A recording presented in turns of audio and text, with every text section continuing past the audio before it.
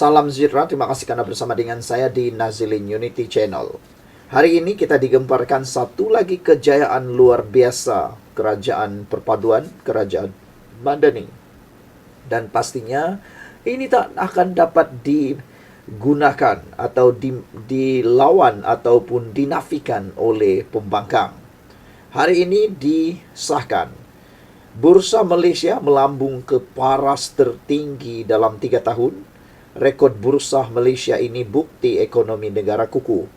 Jadi kalau di luar sana mereka kata ekonomi negara merosot, ekonomi negara dalam keadaan yang kucar-kacir dan sebagainya, itu semua bohong. Kalau anda tak percaya, minta mereka senaraikan. Apa yang mereka maksudkan, yang kononnya ekonomi negara kita ni merosot. Suruh dia senaraikan. Mereka pasti tidak dapat menyenaraikan kerana mereka hanya dengar-dengar kabar dan hanya memburuk-burukkan kerajaan. Bursa Malaysia hari ini ditutup pada paras tertinggi baharu dalam 3 tahun hari ini. Maknanya melebihi daripada apa yang pernah dilakukan oleh kerajaan sebelum ini. Ia seiring dengan kenaikan global berikutan jangkaan Rizab Persekutuan, FED Amerika Syarikat menurunkan kadar, telah merangsang segmen pasaran berisiko, kata seorang penganalisis. Memetik bernama FTSE Bursa Malaysia KLCI pada 5 petang melonjak 7.58 mata atau 0.47% kepada 1,633.54 daripada 1,625.96 ketika ditutup pada Selasa. Indeks petunjuk pasaran dibuka 4.02 mata lebih tinggi pada 1,629.98 dan kemudian merosot intrahari kepada 1,629.89 sebelum mencatatkan intrahari tinggi kepada 1,638.03 sehingga rehat tengah hari. Kaunter untung mengatasi kaunter rugi 770 kepada 443 dengan 513 kaunter tidak berubah, 720 tidak diniagakan dan 6 yang lain digantung.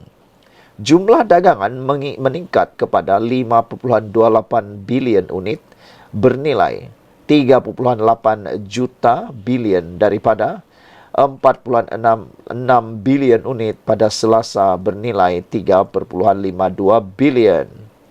Pada peringkat serantau, Nikkei 225 Jepun susut 0.43% kepada 41.907.69.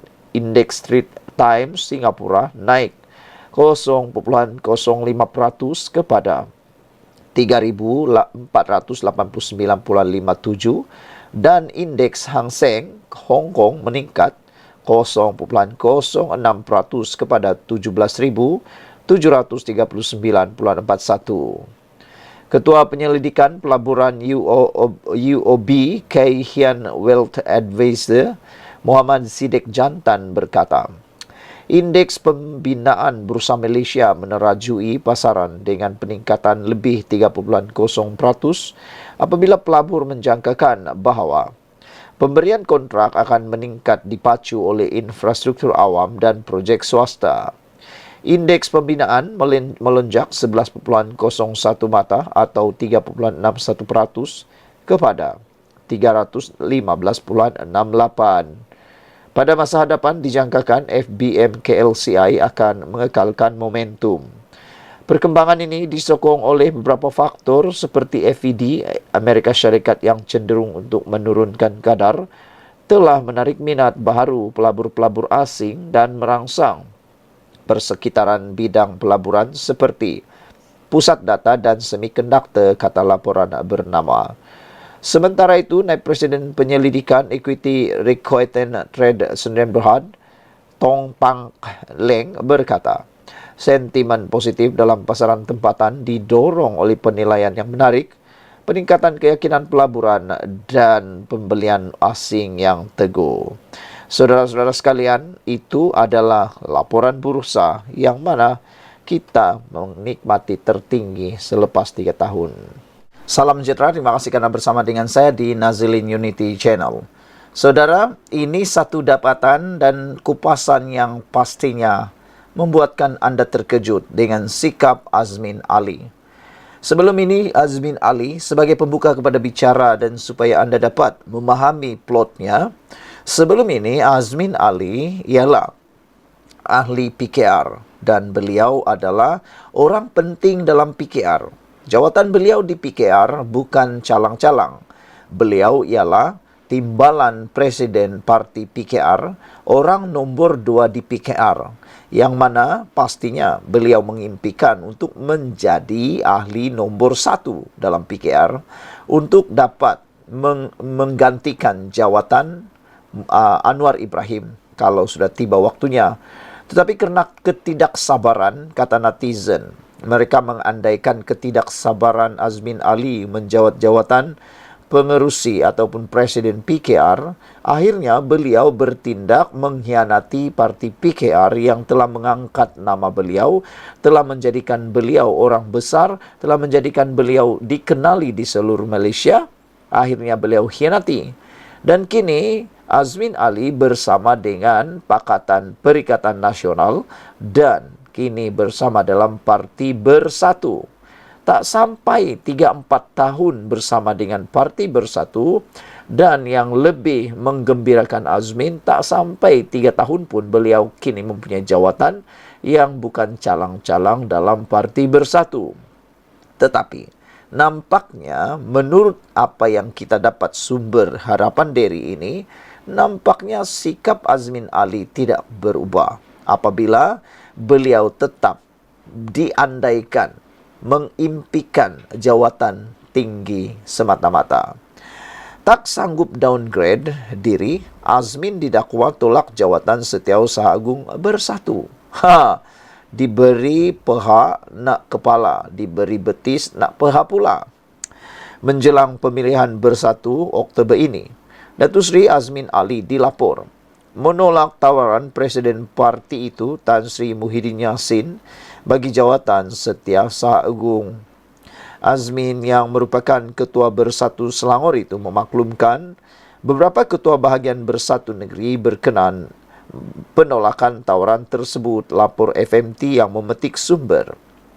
Azmin dengan penuh prinsip menolak jawatan berkenan dan mahu fokus kepada Perikatan Nasional Selangor yang diketuainya dalam misi menawan negeri itu pada pilihan raya akan datang. Namun, ada juga desas-desus mengatakan Azmin tak sanggup downgrade dirinya daripada menang timbalan Presiden PKR untuk jawatan Setiausaha Agung, kata sumber itu kepada FMT. Maknanya sumber ini cuba menjelaskan bahawa Azmin Ali sebenarnya mengimpikan sekurang-kurangnya menjadi orang nombor 2 dalam Parti Bersatu, iaitu menjadi timbalan presiden. Takkanlah dia downgrade pula kan? Dulu dia timbalan presiden PKR. Kini dia hanya jadi Setiausaha Agung pula. Pada 13 Julai lalu, Bersatu memperkenalkan 5 barisan pemimpin tertingginya menjelang pemilihan parti itu Oktober depan. Setiausaha Agungnya sekarang, Datuk Seri Hamzah Zainuddin, akan dinaikkan pangkat ke jawatan timbalan presiden. Parti itu turut mencadangkan Datuk Seri Ahmad Faizal Azumu yang kini timbalan presiden, Datuk Seri Dr. Ronald Kiandi dan Dr. Rajijuddin untuk dilantik sebagai naib presiden, manakala Azmin dicadangkan sebagai Setiausaha Agung Bersatu. Saudara, kalau betul apa yang dilaporkan di Harapan Daily ini, tak sanggup downgrade menjadi puncak Azmin menolak jawatan Setiausaha Agung Bersatu, maka benarlah kata netizen, dia sukar untuk meninggalkan sikap lama, yaitu menginginkan, mengidamkan sesuatu yang lebih besar. Betul jugalah kan, kalau ikut betul, Azmin Ali ini dulu bukan calang-calang. Dia ialah timbalan presiden, bukan sekadar naib presiden, bukan sekadar Setiausaha Agung. beliau timbalan presiden yang mana boleh menggantikan presiden pada bila-bila waktu kalau nak bertanding. Tapi tiba-tiba pula hanya ditawarkan sebagai setiauzanggung bersatu. Ada yang kata tak mahu bersyukur kah sudah diberi jawatan. Kamu tu orang baru dalam parti bersatu, kata mereka. Kenapa tak sanggup menunggu ke? Kata mereka lagi. Apa pula pendapat anda semua untuk isu kali ini? Adakah dengan ini Azmin Ali akan pindah lagi? Itu persoalannya. Kita jumpa lagi. Bye-bye. Salam sejahtera. Terima kasih karena bersama dengan saya di Nazilin Unity Channel. Saya nak kongsi dengan anda semua. Ini sebabnya Wan Ahmad Faisal, Wan Ahmad Kamal digantung selama 6 bulan di Parlimen. Walau bagaimanapun sebelum saya dedahkan, punca sebenar Wan Ahmad Kamal, Ketua Pemuda Perikatan Nasional ini digantung sebagai ahli parlimen selama 6 bulan, saya nak kongsi kepada anda semua. Satu lagi komen daripada ahli parlimen ataupun Ketua Pengerusi Amanah Kedah, iaitu Datuk Dr. Ismail Saleh. Beliau menyifatkan penggantungan penggantungan Wan Ahmad Faisal, Wan Ahmad Kamal sebagai sejarah baharu buat Parlimen Negara. Ini sejarah baharu. Manakan tidak dia bukan sejarah baharu kalau ini kali pertama orang muda digantung 6 bulan. Paling lama kita dengar 3 hari. Yang ini setengah tahun tak boleh hadir ke Parlimen. Ada netizen kata harap-harap gajinya pun digantung. Jangan tak hadir Parlimen tapi dibayar pula gaji, kata mereka. Diharap kerajaan mengambil tindakan juga terhadap allowance dan gajinya, kata netizen. Tindakan yang dikenakan terhadap Wan Ahmad Faisal itu sebagai satu pengajaran kepada ahli-ahli parlimen yang lain, kata beliau. Saya kira ini satu pengajaran kepada ahli-ahli parlimen supaya lebih berhati-hati dan menghormati parlimen dan perlembagaan sekaligus menyedari bahawa negara ini, walaupun dalam parlimen ada undang-undang. Saudara, ada netizen kata jangan jadikan parlimen sebagai tempat menyebar fitnah, jangan menyebarkan perkara yang tiada kesahihannya, apalagi surat layang. Kata netizen, walaupun di parlimen tidak boleh didakwa, tetapi janganlah sampai membawa kepada kekeliruan kepada rakyat Malaysia. Saudara, ini sebabnya Wan Ahmad Faisal, Wan Ahmad Kamal digantung parlimen selama 6 bulan. Rupa-rupanya beliau digantung selama 6 bulan. Ekoran. Usul Jabatan Perdana Menteri JPM kerana membangkitkan surat layang ketika perbahasan. Wan Ahmad Faisal telah pun menggunakan surat layang sebagai data sokongan kepada perbahasan beliau. Sehingga netizen kata, kalau guna surat layang siapapun boleh cipta, katanya tiada yang boleh dipertanggungjawabkan. Surat layang itu terkait dakwaan ke atas penjawat awam dengan maklumat yang tidak dapat disahkan. Jadi ini perlu diatasi dengan segera. Keputusan itu dibuat setelah usul tersebut diluluskan dengan undian 110 anggota parlimen. Saudara-saudara sekalian, penggantungan selama 6 bulan itu dibuat melalui undian belah bahagi. Saudara, beberapa komen daripada netizen saya ingin kongsi dengan anda supaya anda juga dapat memberikan komen dalam ruangan komen video ini. Ada yang kata, alamak Azalina, perlukah gantung pelakon Wan Ahmad Faisal, Wan Ahmad Kamal ni? Dia selalu cakap itu, cakap ini dan yang bukan-bukan. Kami dah biasa dengan lakonannya, kata beliau. Biar dia berlakon. Kami rakyat bukan bodoh. Kami boleh beza kebenaran, ketipuan, borak saja atau kabar angin. Selagi percakapan YB-YB di parlimen tidak menyentuh 3R, biarlah mereka cakap apapun yang mereka ingin. Dengan begini, kami rakyat barulah dapat membezakan seseorang YB adalah wakil rakyat atau wakil dari rakyat atau wakil dari hutan, katanya. Tapi ada netizen kata mereka tidak setuju dengan komen ini. Mereka mahu kalau segera diambil tindakan supaya tidak jadi ikutan dan tidak menjadi barah di dalam parlimen. Orang kata jangan sampai nila setitik merosakkan susu sebelanga. Jangan sampai permulaan yang buruk menjadi ikutan sehingga ke akhir hayat. Black Hawk kata, tak bolehlah gantung mat jargon, sebab tanpa mat jargon mata wang ringgit tak dicetak lebih banyak katanya. Red Parrot kata penunggang. Red Parrot kata kena lebih tegas after this. They always behave unruly and stern action must be taken if opposition cross the line, katanya. The opposition MP always make noise in August's house, and by doing so, they believe they will be like a hero in the eyes of their supporter, kata Red Parrot. Borneo 72 pula kata, bagus, biasanya beginilah yang harus dibuat, katanya. Mr. Sakau kata, jabatan Perdana Menteri perlu lebih tegas lagi kepada semua ahli-ahli parlimen yang lain. Pink Marlin kata, alhamdulillah, Kotaro Minami dengan lebih kasar mengatakan badan muka.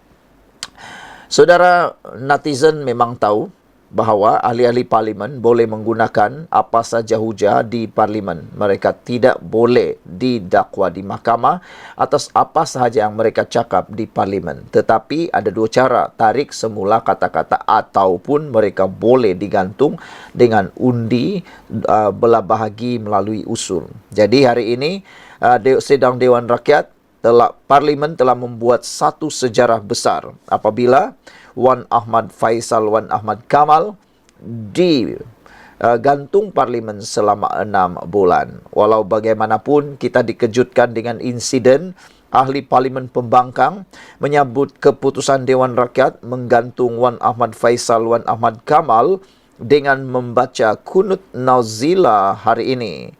Bacaan doa yang lazimnya dibuat oleh umat Islam bagi mendoakan musuh agama atau dalam situasi perang itu dipimpin Zulkifli Ismail Perikatan Nasional Jasin yang juga salah seorang pemimpin PAS Melaka. Wan Ahmad Faisal sah digantung daripada menghadiri sidang parlimen selama 6 bulan ekoran usul jabatan Perdana Menteri kerana membangkitkan surat layang ketika perbahasan. Sekian untuk kali ini. Jangan lupa tinggalkan komen anda. Bye-bye. Selamat datang, salam sejahtera. Terima kasih kerana bersama dengan saya di Nazilin Unity Channel. Hari ini kita dapat satu berita yang memang sukar ditelan oleh Perikatan Nasional maupun Wan Faisal Wan Ismail, iaitu ahli parlimen Machang. Pengajaran yang besar, pengajaran yang harus dipelajari oleh beliau. Muda lagi, akhirnya kena pada beliau. Akhirnya Wan Faisal kena gantung sebagai ahli parlimen selama 6 bulan. Saudara-saudara sekalian, ahli parlimen ini akhirnya sah digantung 6 bulan. Ahli parlimen Machang, Wan Ahmad Faisal Wan Ahmad Kamal sah digantung daripada menghadiri sidang Dewan Rakyat selama 6 bulan bermula hari ini. Ia susulan dakwaan Ketua Pemuda Perikatan Nasional PN itu mengenai dalang sebenar di sebalik pengambil alihan Malaysia Airport Holding Berhad hanya berdasarkan maklumat dari surat layang. Yang di-Pertua Dewan Rakyat Tan Sri Johari Abdul mengumumkan keputusan itu selepas undian mendapat sokongan majoriti ahli parlimen. Seramai 110 ahli parlimen bersetuju, manakala 63 tidak bersetuju selepas undi belah bahagi dijalankan, manakala 3 tidak mengundi dan 46 tidak hadir. Nah, yang tidak hadir 46 ni siapa agak-agaknya? Kalau 46 ni hadir, boleh juga bantu Wan Ahmad Faisal. Tapi nampaknya kerajaan menang di parlimen sekarang ini. Usul berhubung penggantungan Wan Ahmad Faisal dikemukakan Menteri di Jabatan Perdana Menteri, Undang-Undang dan Reformasi Institusi, Datuk Seri Azalina Othman Said. Usul itu menyatakan Wan Ahmad Faisal membawa perhatian suatu surat layang yang tidak dapat dikenal pasti identiti pengadu dan kesahihan maklumatnya. Tuduhan tidak berasas itu bukan sahaja memberi kesan buruk kepada individu yang didakwa, tetapi juga secara umum kepada pegawai agensi di bawah kementerian yang mungkin teraniaya.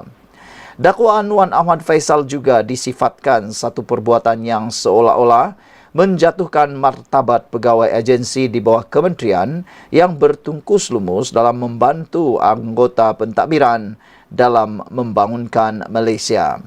Ketua Armada Parti Pribumi Bersatu Malaysia Bersatu itu turut dianggap mengeluarkan kenyataan dan dakwaan yang serius serta bertindak membangkitkan perasaan melawan kuasa kerajaan. Semasa sesi perbahasan di Dewan Rakyat pada 1 Julai lalu, Wan Ahmad Faisal menuntut penjelasan berhubung keputusan penjualan sebahagian saham MAHB selepas beliau dikatakan menerima satu surat layang mendedahkan dalang di sebalik keputusan berkenaan.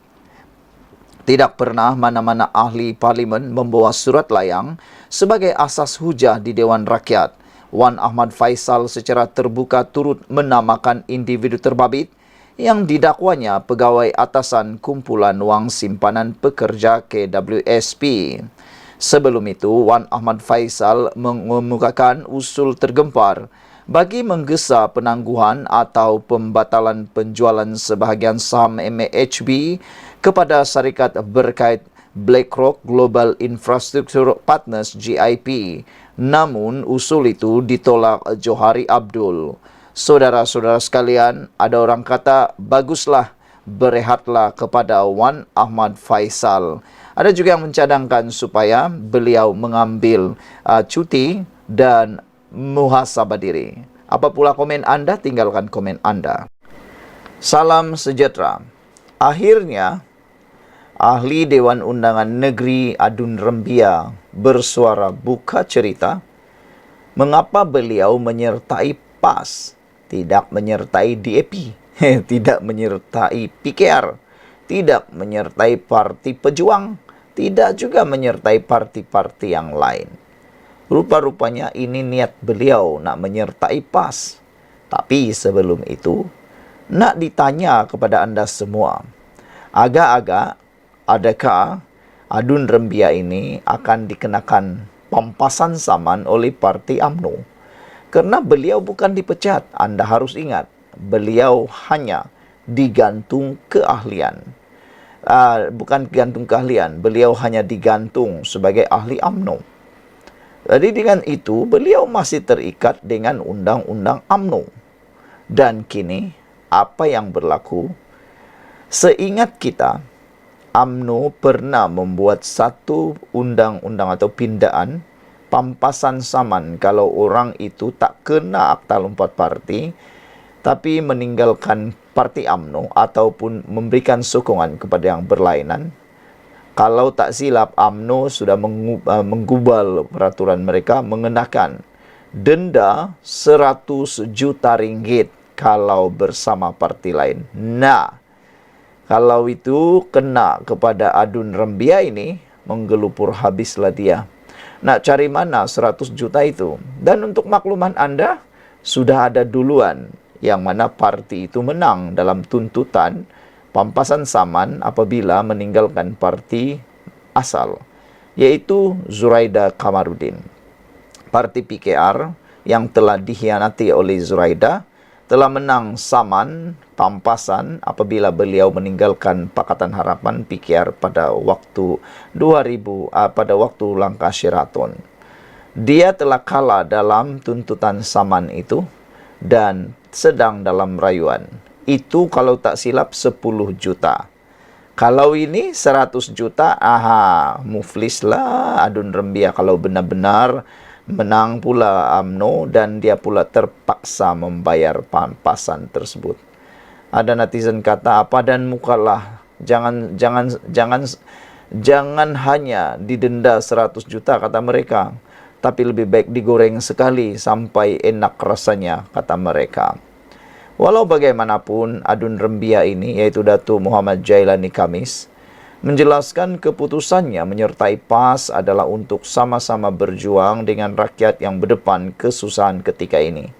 Bercakap tentang kesusahan ketika ini, banyak kali Walaun dan juga penyokong Pakatan Harapan Kerajaan Madani Perpaduan bersisi soal jawab dalam media sosial. Penyokong walaun ataupun penyokong walaun ini mereka sering kali kata berdepan kesusahan. Manakala penyokong Pakatan Harapan atau Kerajaan Perpaduan mahu supaya walaun tulis dan senaraikan kesusahan yang mereka maksudkan itu. Dan mesti ada bukti data bahawa mereka memang jadi susah. Tapi sampai sekarang ini belum lagi saya nampak mereka berjaya memaparkan kesusahan yang benar-benar mereka hadapi itu. Kerana bila mereka paparkan, kembali semula kepada muka mereka, kembali semula kepada Kerajaan Perikatan Nasional yang pernah memimpin negara ini dahulu. Cuba salahkan Anwar Ibrahim, rupa-rupanya kena balik pada mereka.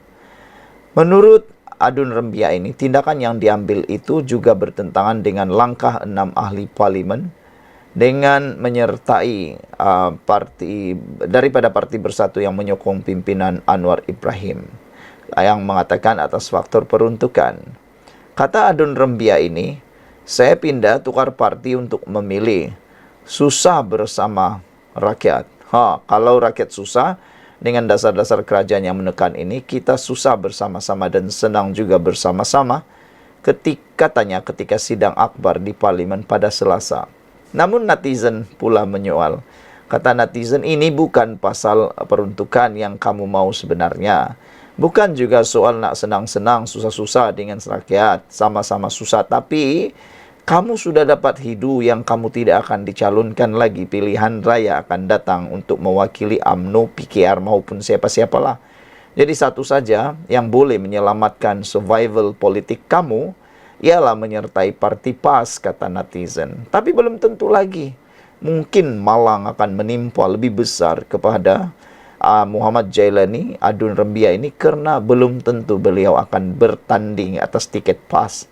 Mana tahu PAS waktu itu sudah mempunyai calon yang lebih baik daripada dia. Dan orang tahu, orang yang lompat parti ini, orang tak suka. Orang yang lompat-lompat parti ini dibenci orang. Jadi mungkin disangka dia dapat bertanding di parti PAS kalau pindah. Tapi rupa-rupanya itulah macam yang kita cakap tadi.